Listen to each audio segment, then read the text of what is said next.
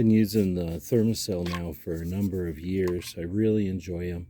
This one is from last year and it's still got some juice left in it. You recharge it. There's a little recharging port down here. You turn it on. Oh, it's already still going from juice from last year. And then it's just going to do its thing. There's no spraying. It doesn't put out any odors or anything. But that one's been in the backyard for a while. I decided to get one for the front yard. Let's open this one up, take a look at it. Got your quick start guide. There's not much to it.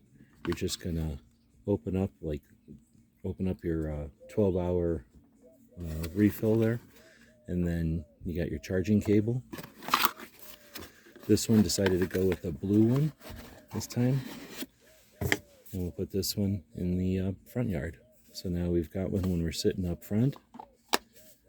You just remove that before you use it. You drop this in, charge it up, and it doesn't need to be plugged in. You just need to charge it once in a while. And you can just have these set, and they create an area of about 20 feet with no mosquitoes. Hope that helps.